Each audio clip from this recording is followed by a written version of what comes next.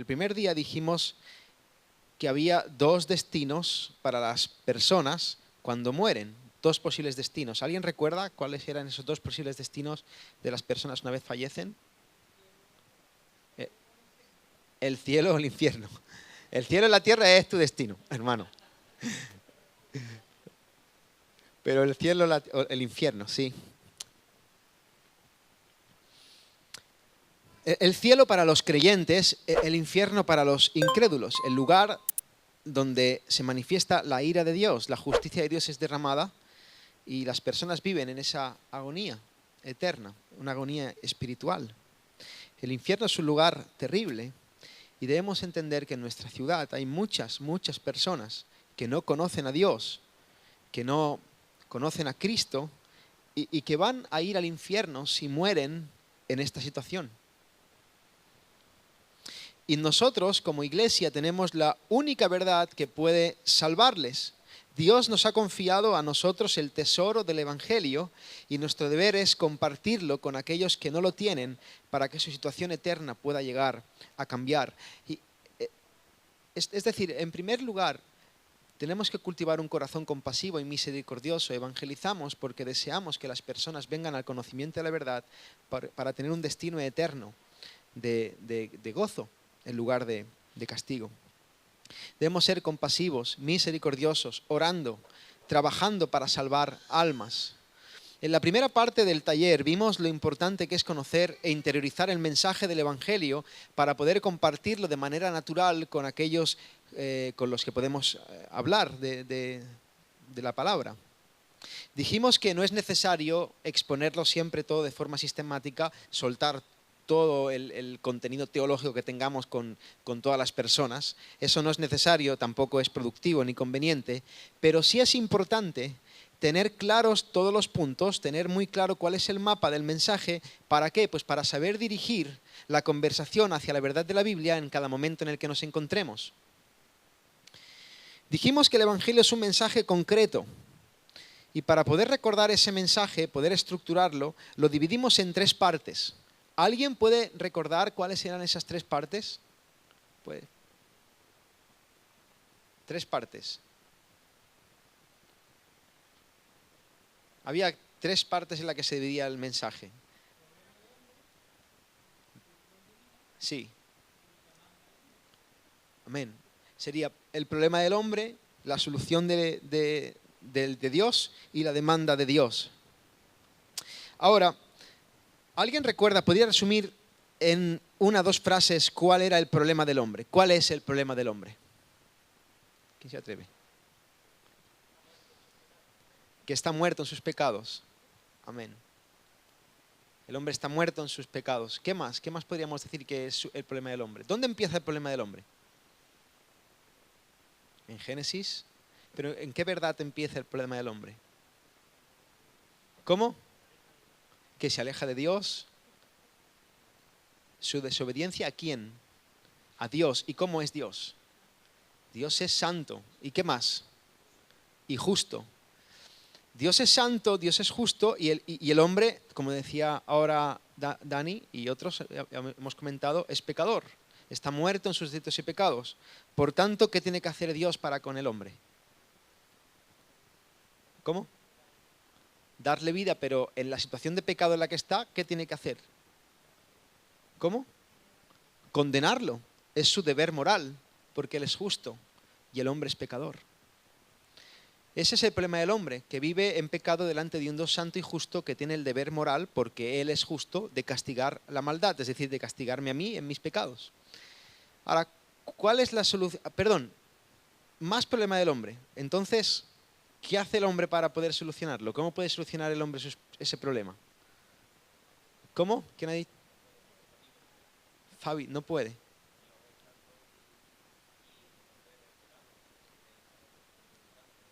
No puede. Fabi, ni siquiera con las buenas obras, si yo intento hacerlo bien, no por obras. No se puede. Entonces, ese es el problema del hombre, es un problema de justicia existencial que no podemos solucionar por nosotros mismos. Entonces, Dios viene y nos da una solución. ¿Alguien puede recordar cuál era la solución de Dios ante ese problema? ¿Cómo? Jesucristo. Esa palabra define perfectamente la solución de Dios. ¿Qué hizo Dios en Jesús? O más bien, ¿qué hizo Jesús? 5 cosas hizo Jesús por nosotros. Nació, vivió,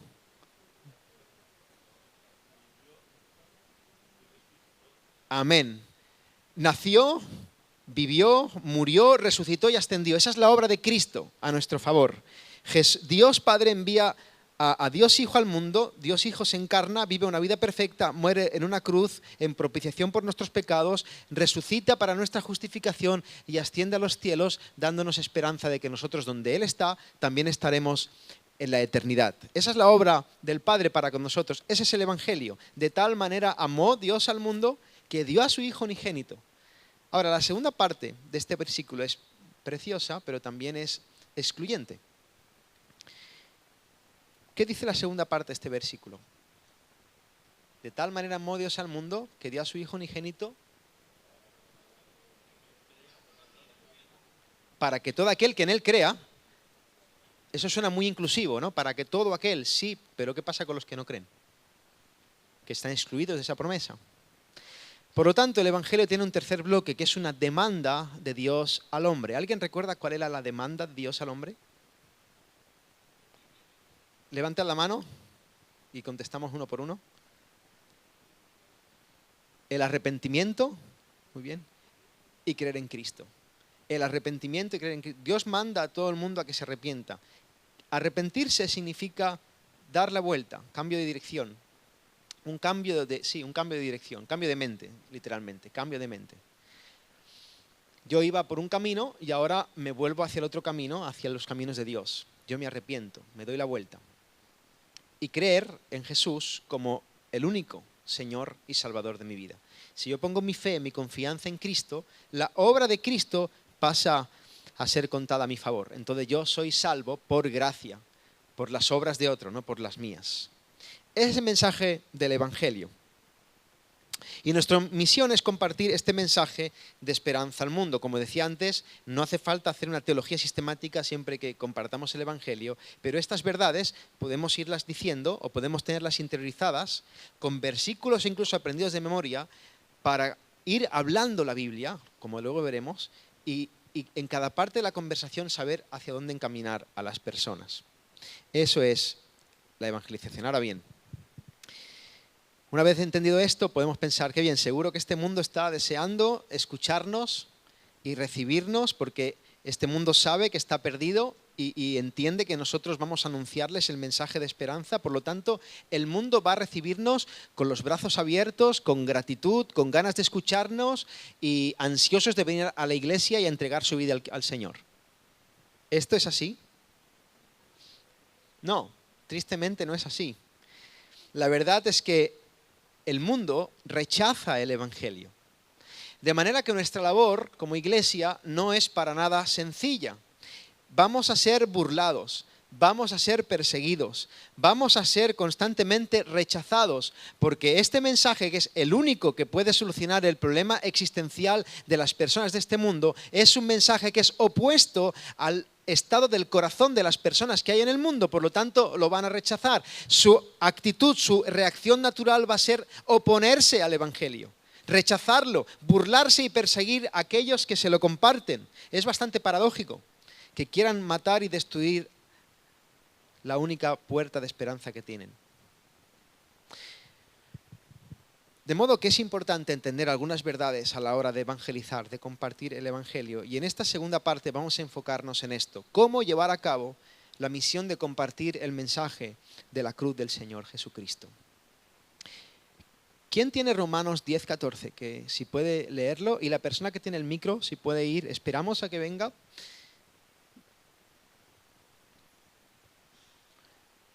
¿Cómo llevar a cabo la misión de compartir el Evangelio? El apóstol Pablo habla de esta verdad, mete a todo el mundo contra las cuerdas y habla de que todo el mundo está condenado y que tenemos que ir a anunciar el Evangelio, que el Evangelio es para todo el mundo, pero tenemos que anunciarlo. Y mira lo que dice en Romanos 10:14.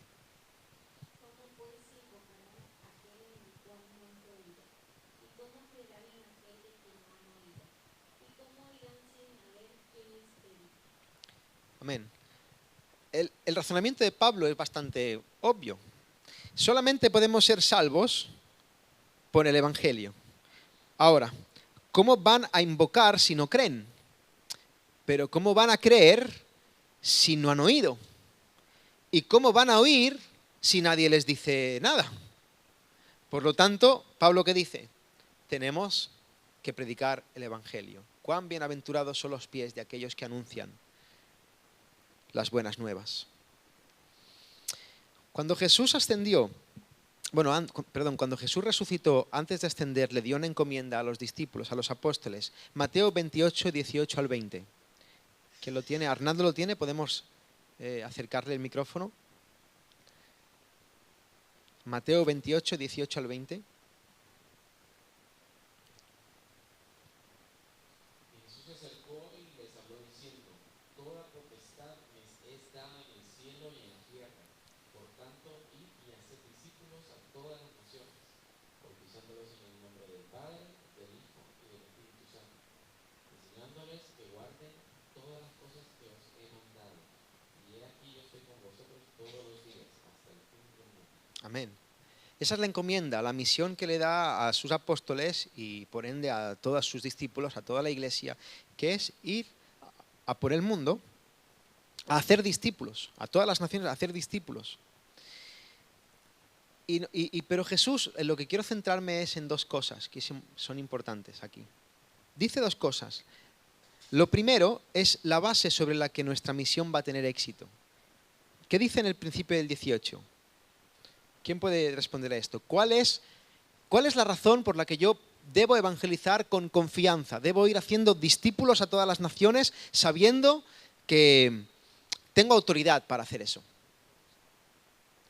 Amén. Ezequiel lo acaba de decir. Toda potestad me es dada en el cielo y en la tierra. Jesús al resucitar recibe toda potestad. El universo es herencia del Hijo. Las personas le pertenecen a Jesús. Lo que pasa es que las personas no lo saben y no se rinden hacia esa verdad. Por lo tanto, yo voy por el mundo hablando de Cristo porque Jesús tiene toda autoridad. Y en esa verdad descansa mi labor. Y este versículo tiene una promesa al final, porque claro, esa es la autoridad sobre la que descansa mi labor. Ahora yo debo ir a hacer discípulos a todas las naciones, debo bautizarles en el nombre del Padre, del Hijo y del Espíritu Santo, en nombre de la Trinidad. Debo discipularles para que vivan conforme al Evangelio, que guarden todas las cosas que os he mandado. Pero como hemos dicho, eso va a ser muy difícil, porque este mundo vive en tinieblas. Pero mira lo que dice al final del versículo 20. ¿Qué dice? ¿Cuál es la promesa? He aquí, yo estoy con vosotros, ¿hasta cuándo? Todos los días. Es espectacular. Nuestra misión no solamente descansa en la autoridad del Señor, sino que también descansa en las promesas del Señor. Él es el que nos ampara, el que nos fortalece, el que nos sostiene. Evangelizamos con esas promesas. Ahora, vamos a tratar de definir qué es evangelizar. ¿Qué diríais si os pregunto qué es evangelizar? ¿Cómo lo definiríais?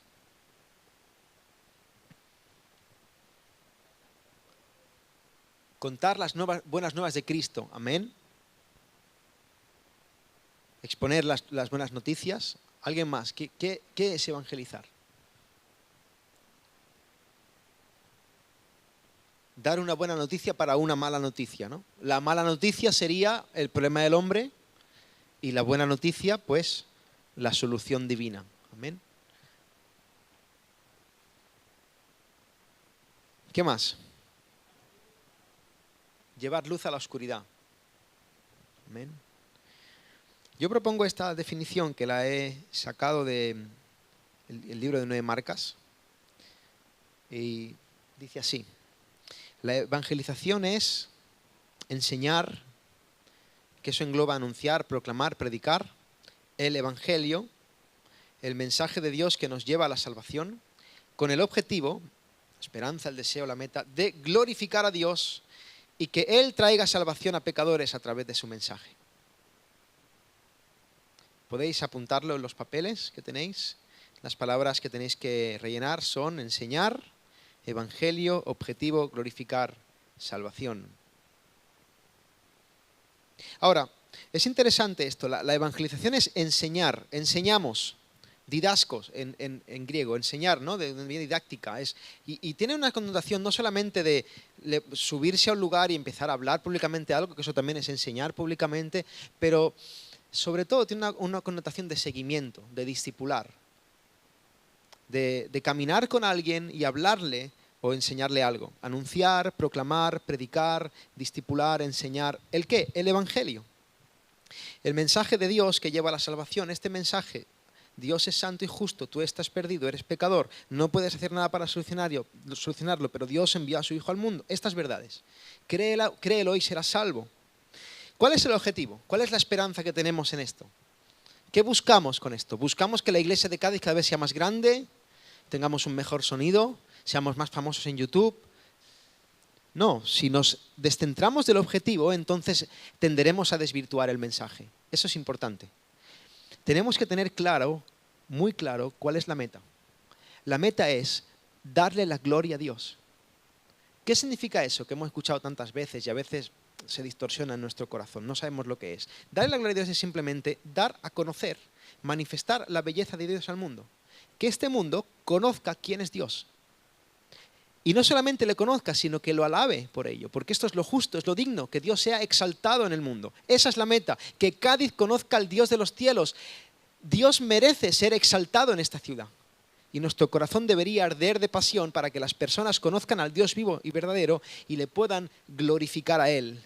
Ahora, cuando esa es la meta, cuando nuestro objetivo es glorificar a Dios, darle la honra a Dios, dar a conocer la grandeza, la belleza y la hermosura de nuestro Señor, lo que ocurre es que nos ocupamos en lo que Dios dice que nos ocupemos y eso hace que Él, no nosotros, no esta iglesia, no la excelencia de nuestras actividades, no lo bien que predicamos, no nada de eso, sino Él es el que trae salvación a pecadores a través del Evangelio. Él es el que salva. Evangelizar sería eso, enseñar el Evangelio con el objetivo de darle la gloria a Dios y que Él traiga salvación. Eso del objetivo de darle la gloria a Dios, grábatelo en el corazón, porque es lo que nos va a salvaguardar de distorsionar el mensaje, del temor al hombre, de no decir lo que debemos decir, o de decir más a veces de lo que debemos decir, porque nuestra meta será darle la gloria a Él, ser unos fieles representantes de nuestro Señor. Eso sería evangelizar. Ahora, la pregunta, ¿quién debe evangelizar? Vamos un momento a 2 Corintios 5:20, ¿qué lo tiene para leer?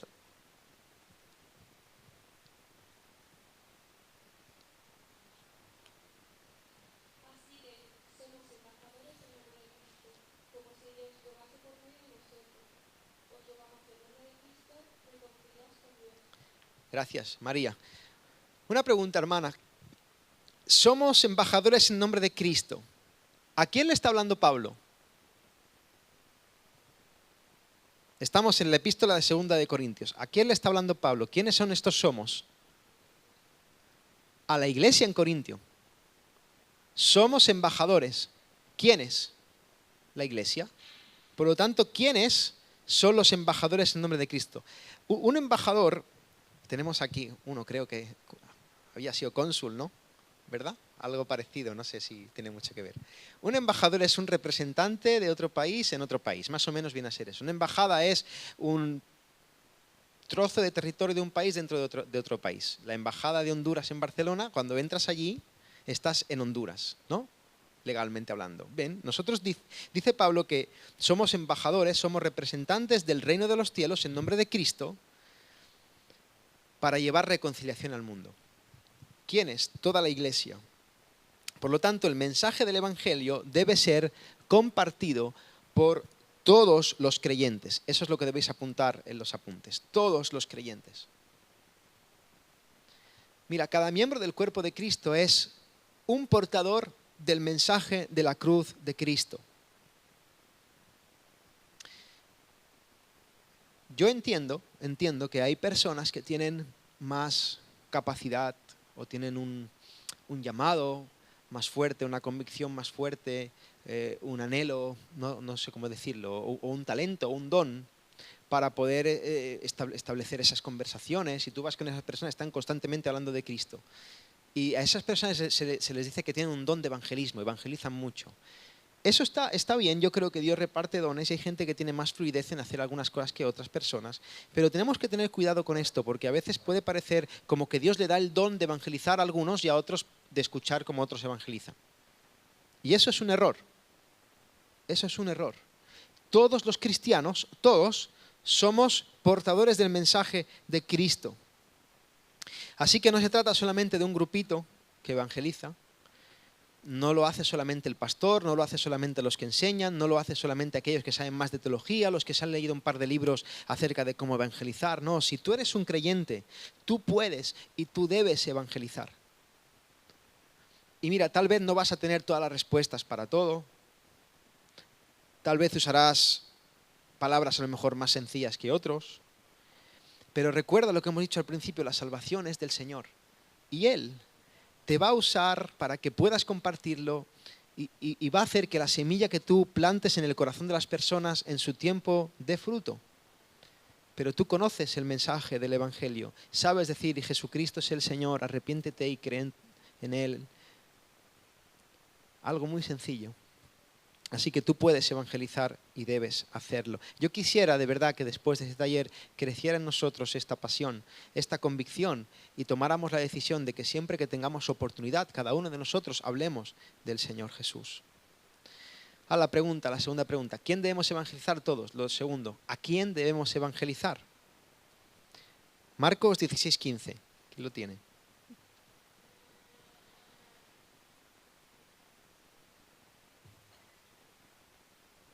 Y les dijo, id por todo el mundo y predicar el evangelio a todas las criaturas. Amén. La Biblia nos manda que debemos evangelizar a toda criatura. A toda criatura. Eso significa que no debemos hacer acepción de personas. Todos necesitamos a Cristo y nadie merece a Jesús más que otros, o nadie necesita a Jesús más que otros.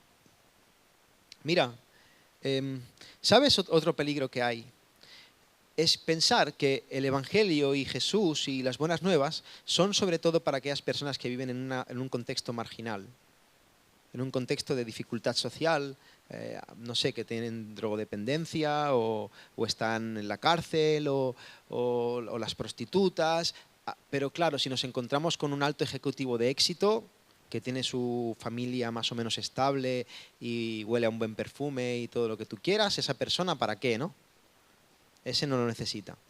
Si yo me encuentro por la calle algún día a Leo Messi, no le voy a hablar del Evangelio porque ¿cómo le voy a hablar del Evangelio a Messi si tiene 7 balones de oro? ¿No? Eso puede estar en nuestro corazón a veces y sin quererlo hacer acepción de personas y creer que hay gente que no necesita el mensaje de la cruz. Y eso es un error. Pablo le predicaba tanto a sus compañeros de cárcel en Roma y también le predicaba al gobernador de la ciudad. Porque todos necesitamos el Evangelio. También podemos hacerlo al revés, ¿no? Ver a alguien tan perdido o a lo mejor en una situación que no queremos acercarnos a esa persona y rechazarle y no compartirle el Evangelio. Pensar, ese no va a creer. Ese no va a creer. Yo recuerdo que una vez repartiendo tratados en San Fernando, estaba yo repartiendo y vinieron un grupo de chicos que iban con unas pintas espectaculares de esos punkis así. Y se iban acercando y dije, uy, estos voy a pasar, no les voy a dar el folleto porque me lo van a rechazar, tal. Y mientras me iba acercando, uno de ellos se acercó amablemente y me lo pidió. Y fue una aguantada del cielo. Dije, mira, Señor, y le pedí perdón al Señor, porque tú no sabes cómo es el corazón de las personas. Y la gente, todo el mundo necesita al Señor. No debemos hacer acepción de personas. Así que debemos evangelizar a todo el mundo. Ahora la pregunta, ¿cuándo debemos evangelizar? Colosenses 4, 2 al 4. Que lo tenga, lo puede leer. Colosenses 4, 2 al 4, creo que lo tiene Javi. Gracias. Sí, vamos a... Perseverad en la oración, velando en ella con acción de gracias, orando también al mismo tiempo como nosotros, para que el Señor nos abra puerta para la palabra, a fin de dar a conocer el misterio de Cristo, por el cual también estoy preso, para que lo manifieste como debo hablar. Amén. Gracias, Fabi. Este versículo es poderoso y tiene mucho que enseñarnos. Pablo estaba escribiendo a los colosenses, pero hace unas semanas compartimos una predicación del libro de Colosenses. ¿Alguien sabe dónde estaba Pablo cuando escribió la epístola a los colosenses? ¿Dónde? En la cárcel. Y él estaba pasándolo mal. Una cárcel en el siglo I no era un buen sitio para estar. Ahí en Roma estaba ahí pasando hambre, necesidad, era constantemente golpeado, herido. Y entonces Pablo pide oración.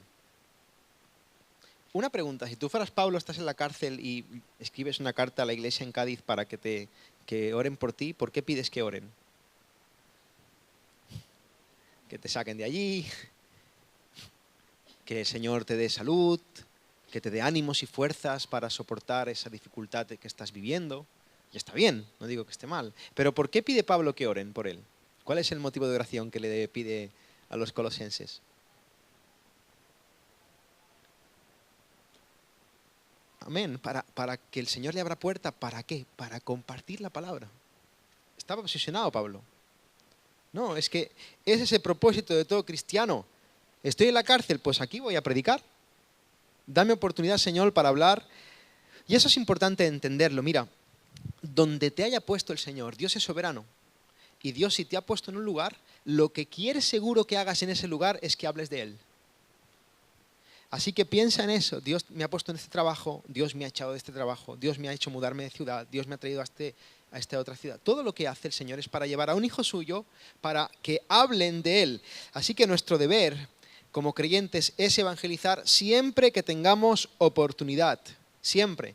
En el compro oro que yo estoy allá atendiendo, y esto creedme que es así, hermanos. Siempre, cada mañana que oro al Señor pidiéndole que me traiga a alguien para evangelizarle, nunca falla. Siempre viene alguien y le puedo hablar del Señor, siempre. Y ahí es increíble, hay gente que no quiere que le digas nada, ¿no? Y quiere vender y no quiere hablar mucho, pero muchas veces hay gente que te cuenta su vida, que te habla de sus problemas, y es una puerta muy grande para poder compartir algo del mensaje, dar un folleto, hablarle, darle un Nuevo Testamento. Pues ya está. Mi misión, evidentemente, es sacar el sustento para mi casa, pero también aprovechar que estoy ahí para compartir el mensaje del Evangelio. Hace un rato Fabi me estaba compartiendo que está trabajando, ha encontrado un trabajo cerquita de su casa. Pues la misión que tienes ahí, además de servir cafés y tostadas, es hablar de Cristo a tus compañeros, a la gente, todos. Siempre que tengamos oportunidad, de manera, y esto es algo muy importante, quédate con esto, la evangelización no es un evento. Evangelizar no es hacer eventos. La evangelización es una forma de vida. Tú tienes que vivir evangelizando. No tienes que estar el día a día a tu rollo y 3 miércoles al año ir a evangelizar con la iglesia. Debemos compartir el evangelio en nuestras relaciones naturales, en nuestras relaciones de amistad, en el trabajo, con la gente que conocemos en el barrio. Vamos cada martes a jugar a fútbol y muchos martes Moisés, otro hermano, pues hace una oración, comparte a lo mejor brevemente un testimonio, habla de Cristo. Pues mucha gente se puede acercar al Señor de esa manera. Ahora, para ello es importante invertir en relaciones profundas de discipulado, tanto con creyentes como con no creyentes. Algo que hacemos Nerea y yo de manera intencional es, evidentemente tenemos amistad y somos hospitalarios con la gente de la iglesia, pero nos gusta siempre también tener amigos que no son creyentes y compartir con gente que no tiene nuestras convicciones, invitarles a casa, salir con ellos. ¿Por qué? Porque entendemos que también en nuestras relaciones estamos en misión, si no tendemos también a estar siempre en una burbuja y a relacionarnos solamente con gente que no es creyente. Ahora, cuidado. Vas con gente que no es creyente para llevarles a tu terreno, no para tú ir al suyo. Porque hay mucha gente que está en misión, pero al final la misión se desborda, misión fallida. Tengamos cuidado con eso. Sepamos con quién estamos, cómo hablamos, siempre hay que marcar la diferencia, saber comportarnos. Ahora, invertir en relaciones profundas, ver también si hay gente que tiene interés, si tiene ganas. Hace poco, perdón. ¿Qué lío me hago en esto? Hace poco yo vi a un matrimonio, hace 3 o 4 días en Barcelona, y fue muy bonito porque yo hablé con él y me quebranté, lloré y le abracé y le di las gracias. Porque el verano antes de convertirme, él es pastor y él y su esposa habían venido muchas veces a mi casa. Y creedme que mi casa en ese verano no era un sitio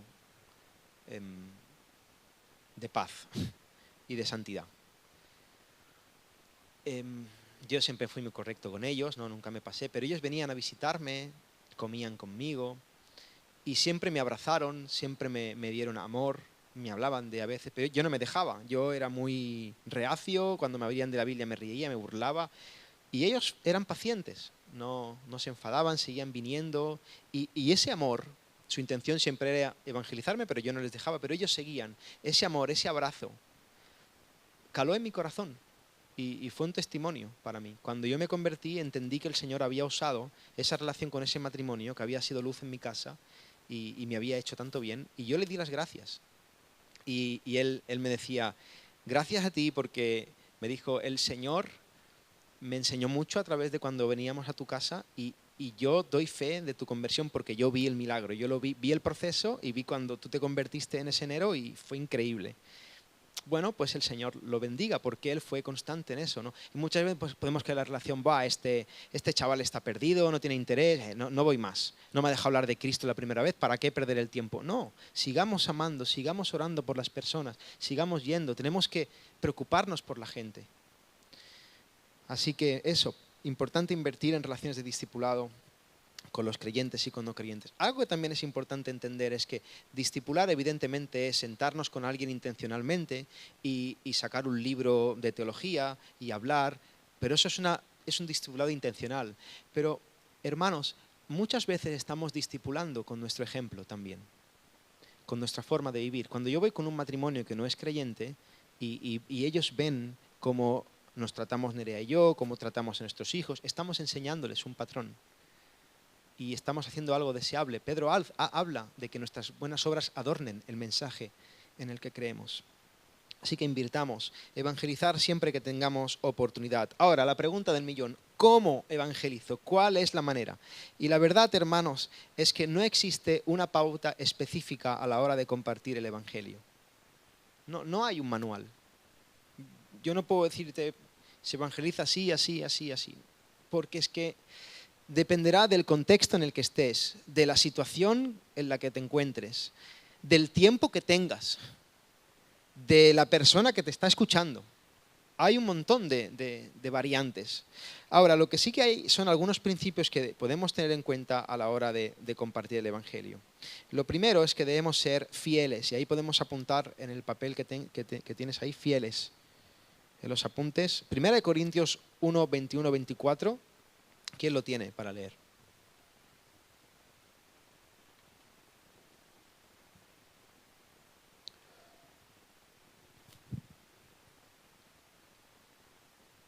Pues ya que la sabiduría de Dios, el mundo no conoció a Dios mediante la sabiduría. Agradó a Dios salvar a los creyentes por la locura de la predicación. Porque los judíos piden señales y los griegos buscan sabiduría. Pero nosotros predicamos a Cristo crucificado, para los judíos ciertamente tropezadero y para los gentiles locura. Mas para los llamados así, judíos como griegos, Cristo poder de Dios y sabiduría de Dios. Gracias, hermano. Mira, Pablo está diciéndole a los corintios que hay como dos tipos de público cuando él predica el Evangelio. Y cuando lo predica a los judíos le piden señales. Ese era el patrón. Hace poco también vimos un mensaje acerca de las señales. El patrón por el que Dios se revela al pueblo es a través de un mensaje acorde a la palabra y a través de señales que testifican o que verifican ese mensaje. El sermón se llama Las señales de Dios, creo, puede ser. Debemos ser fieles al mensaje. Pablo estaba delante de los judíos le pedían señales. ¿Él qué hacía? Hablar de Cristo y la cruz. Y para los judíos eso era un tropiezo porque no les encajaba en su armadura teológica. Era como, no puede ser así. No puede ser porque entonces no cuadra esto, no cuadra lo otro, no cuadra... Había un montón de cosas en su mentalidad teológica que no cuadraban, era tropezadero. Ahora, venían los griegos, los gentiles, y le pedían sabiduría, que argumentara filosóficamente, que tratara de encuadrar el mensaje en eso, en la mentalidad sofista de esos tiempos, que fuera un orador elocuente. Y cuando Pablo les hablaba del mensaje de la cruz, para ellos era una locura. ¿Cómo va a ser el que me salve a mí uno que murió escarnecido en la cruz? Eso no tiene ningún sentido, era una locura. ¿Y Pablo qué hacía ante esta vicisitud, ante este rechazo intelectual y espiritual del Evangelio? Él seguía predicando lo mismo. Porque el problema no está en el mensaje. Cuando tú prediques fielmente el Evangelio, cuando seas acorde a la palabra de Dios y la gente te rechace, el problema no está en que lo que estás diciendo esté mal. El problema está en que las mentes y los corazones de los que oyen está mal. Y Dios tiene que cambiar el corazón de las personas para que abracen el Evangelio. Así que nunca debemos tratar de cambiar el mensaje para que el mundo nos acepte. Eso es otra tentación. Estar hablando con alguien y rebajar el mensaje. O no decir ciertas cosas. O cambiarlo. Para no quedar en evidencia. Para que el mundo lo entienda. Y esto lo hemos oído mucho. Es que si decimos estas cosas, la gente no lo va a entender. Es que la gente nos va a rechazar. Es que no seas tan drástico. Es que no hables del pecado. Es que mejor di otra palabra. Que no sea... ¿Entendéis?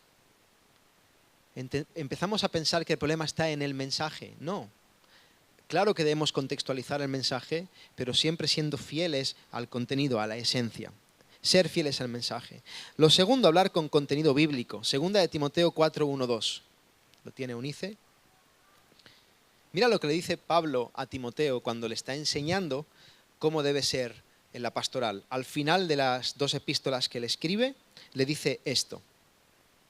Te encarezco delante de Dios y del Señor Jesucristo, que juzgará a los vivos y a los muertos en su manifestación y en su reino.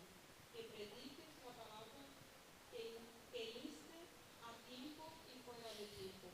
Que redarguye, reprende, exhorta con toda paciencia y doctrina. Amén, gracias. Pablo le dice a Timoteo que predique. Pero ¿que predique qué? Lo dice el texto. Que prediques la palabra. La palabra. Debemos hablar con contenido bíblico. Eso no significa que cuando te hables con la gente te tengas que decir, no, te equivocas. Como dice 1 Corintios 1, 21 al 22, no.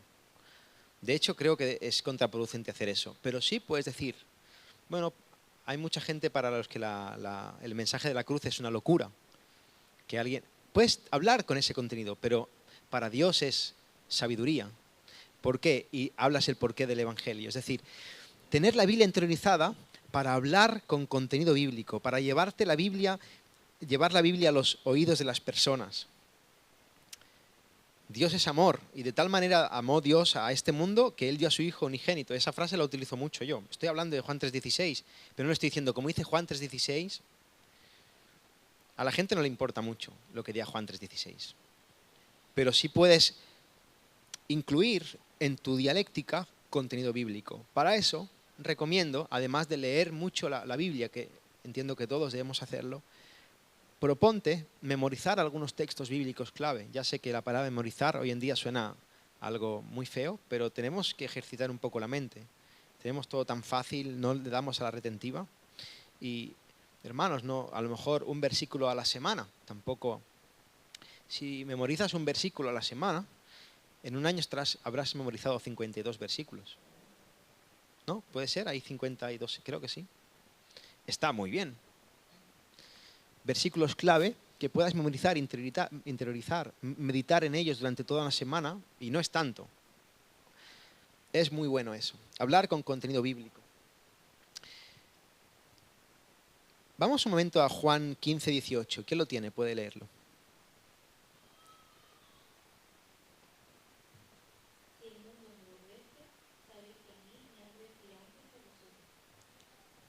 ¿Quién lo ha leído? Ay, perdón, no te vi. Gracias. Amén. Y esto es verdad. Vamos a ser aborrecidos, pero antes entendemos que nuestro Señor fue aborrecido antes que nosotros, ¿no? Fue aborrecido. Juan 16, 33. ¿Quién lo tiene? ¿No lo tiene nadie? Juan 16:33. ¿No? Lo leo yo. Estas cosas os he hablado para que en mí tengáis paz. En el mundo tendréis aflicción, pero confiad, yo he vencido al mundo. Tengáis paz, tendremos aflicción. Mira, algo que nos va a pasar siempre, lo hemos dicho al principio, cuando compartamos fielmente el mensaje de la cruz de Cristo, es que vamos a ser rechazados. De forma más agresiva o menos agresiva. Vamos a ser ignorados, burlados, perseguidos, insultados. Por muy bien que lo hagamos, vamos a recibir ese tipo de rechazo. Ahora, es importante entender que muchas veces somos rechazados, hermanos, no por el mensaje, sino por la forma que tiene el mensajero. Mira, si yo, y esto a mí me ha pasado, yo me paro delante en una plaza hoy en día, en cualquier plaza así pública, y empiezo a hacer una defensa pública a viva voz de, yo qué sé, de las disertaciones de Platón en sus libros, la gente va a mirarme y va a pensar que estoy loco. O que estoy haciendo un teatro o algo. Se van a reír de mí. Por las formas. Si yo, en un contexto que no tiene nada que ver, empiezo a gritar, a hablar de cualquier cosa, por el contexto en el que yo estoy, la gente no lo va a entender. No importa lo que digas, no lo va a entender. Ahora, otra cosa es que yo prepare el terreno, estemos en un concierto, tenga un sentido, un contexto, y me pare ahí delante y comparta públicamente el Evangelio. Claro que sí. ¿Qué estoy diciendo? ¿Que está mal predicar en la calle a viva voz? Evidentemente que no. Yo lo he hecho, lo seguiré haciendo. Pero tenemos que saber cuándo y cómo hacer las cosas de la mejor manera para que el mensaje llegue a las personas. Ahora, una vez tenemos eso en cuenta, tenemos una buena actitud, entendemos el contexto en el que estamos, algo que debemos tener en cuenta es que debemos ser valientes.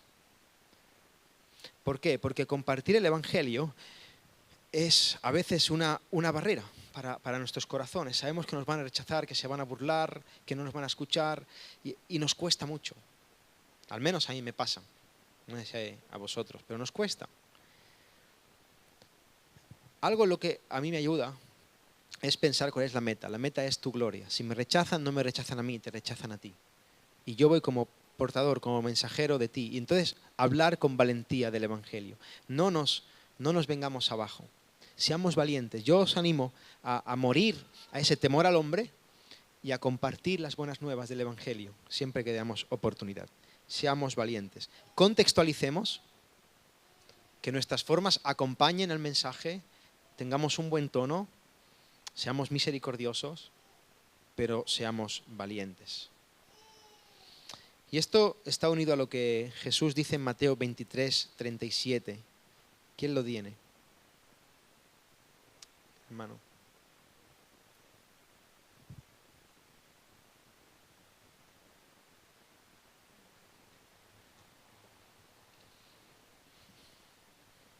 Jerusalén, Jerusalén, que matas a los pecadores y apedreas a los que te son leales.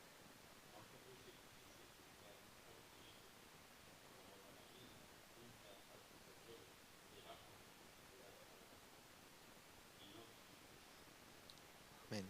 Este mensaje es conmovedor. Jesús estaba mirando a la ciudad de Jerusalén días antes de ser crucificado y él llora sobre la ciudad de Jerusalén. ¿Cuántas veces quise y tú no quisiste? Hermanos, Jerusalén creía que estaba juzgando a un impostor cuando realmente esa acción les estaba juzgando a ellos. Es paradójico, pero el mundo rechaza lo único que les puede salvar. No solamente lo rechaza, sino que lo persigue, se burla de ello. Y ante esta ceguera espiritual, nuestro Señor Jesucristo no se enfada, no los insulta, no dice, pues allá os quedáis, no, llora por ellos. Y jamás nuestra evangelización va a tener éxito espiritual si nuestro corazón no arde en compasión por los perdidos. Tenemos que llorar interiormente, entendedme, ser compasivo, orar por la gente, amar a las personas. Se pierden.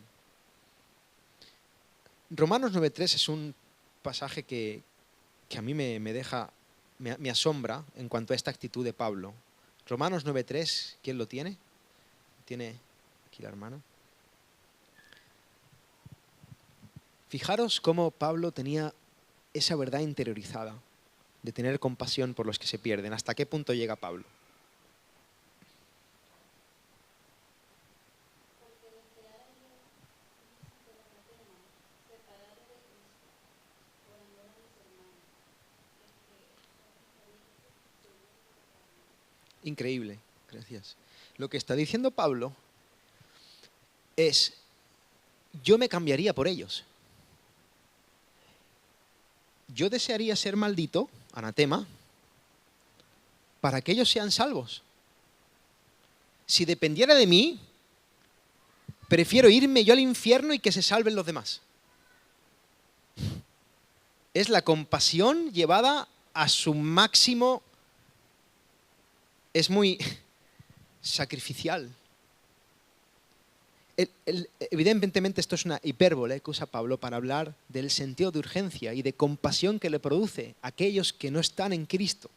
Él quisiera de tal forma la salvación de los que están perdidos que si hiciera falta, él sería anatema por ello.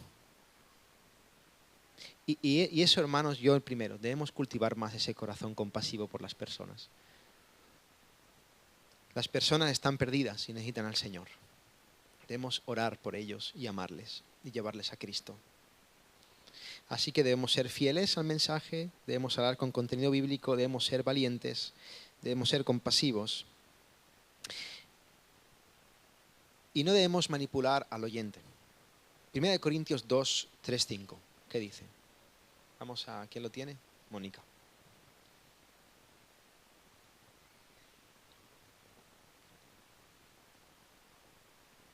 Y estuve entre otros con debilidad, con mucho temor y temblor, y ni mi palabra ni mi predicación fue con palabras persuasivas de sabiduría humana, sino con demostración del Espíritu y del poder, para que vuestra fe no esté fundada en la sabiduría del hombre, sino en el poder de Dios. Amén. Lo que está diciendo Pablo es que yo no vine a vosotros contándonos un cuento y tratando de manipularos y tratando de llevaros por otros terrenos. Vine con el poder del Espíritu Santo, con la predicación del Evangelio. Y eso es suficiente, porque eso es lo que usa Dios para salvar a los pecadores. Así que no manipulamos al oyente. ¿Qué significa no manipulamos al oyente? Por ejemplo, no hacemos campañas de evangelismo en la que después, cuando hacemos un llamado, hay unas cuantas personas que son actores y que pasan delante para motivar a los demás a pasar. Eso es una mentira, es un engaño. Es una artimaña para que los demás se sientan motivados a dar un paso que a lo mejor no hay convicción en sus corazones y estamos haciendo un daño porque estamos convenciendo a alguien de que está yendo a Cristo cuando realmente lo único que está haciendo es siendo manipulado. Tengamos cuidado con esas cosas. No hace falta manipular el Evangelio, no hace falta liar a las personas. El Espíritu Santo va a obrar en los corazones de aquellos que Él quiera para salvarles a través del mensaje poderoso de la cruz de Cristo. Pablo habla, dice, yo vine con el poder, no vine con palabras persuasivas de humana sabiduría, yo no os quise liar, no monté un teatro, ahí una parafernalia, no, yo vine con el mensaje de la cruz. Y vosotros oísteis ese mensaje y el Señor os salvó a través de ese mensaje. Así que no manipulamos al oyente. Y por último, debemos confiar en Dios y depender de Él. Uno de mis versículos, o uno de los versículos que más ha impactado mi corazón es Juan 6:44, lo tiene Enrique, ¿sí? Aquí está. Juan 6:44.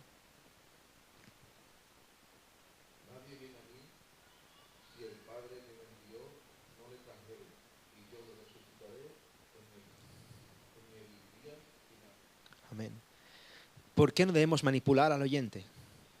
Porque, hermanos, la salvación es del Señor. Nada de lo que nosotros podamos hacer va a provocar la salvación de otra persona. Nuestra labor es predicar con fidelidad el Evangelio siempre que tengamos oportunidad, pero nosotros no podemos salvar a nadie. Cuando estamos evangelizando, algo que es importante tener en cuenta es que yo estoy hablando con otra persona, pero no estamos dos solo. Estamos tres. Estoy yo, está la otra persona y está Dios. Está el Espíritu Santo obrando ahí. Yo estoy con Él. Y yo debo ser sensible a la obra del Espíritu en ese momento. A veces hay que callar. ¿Por qué? Porque a veces toca callar. ¿Y cómo lo sé? Ponte de rodillas, hermano. Hermana, no hay un manual. Llénate del Espíritu Santo. Cómete la Biblia, ponte en oración, llénate de amor por el Señor y por las almas, y el Espíritu Santo te va a guiar. A veces hay que hablar con valentía, a veces hay que ser tajante, a veces hay que ser un poco más flexible. Pero estamos con Él, y la salvación es del Señor. Así que cuando, hermano o hermana, ¿qué nos va a pasar? Cuando metamos la pata, cuando nos equivoquemos, cuando tengamos miedo, cuando nos encontremos con algún listillo que nos deje sin respuesta, cuando perdamos una oportunidad de oro, no te desanimes. No te desanimes. No te desanimes. Aprende. Aprende lo que puedas en ese momento. Dale gracias al Señor. Pide perdón por tus pecados y sigue adelante, porque Dios en su gracia sigue contando contigo. Y Dios en su gracia va a seguir haciendo la obra en ti. Comparte el Evangelio, compartamos las buenas nuevas. Y después, una vez lo hagamos, una vez hayamos echado la semilla, confiemos en que Él hará la obra. Su palabra nunca viene a Él vacía. Y sobre todo, oremos con constancia para que el Señor haga la obra de los demás. La oración tiene poder.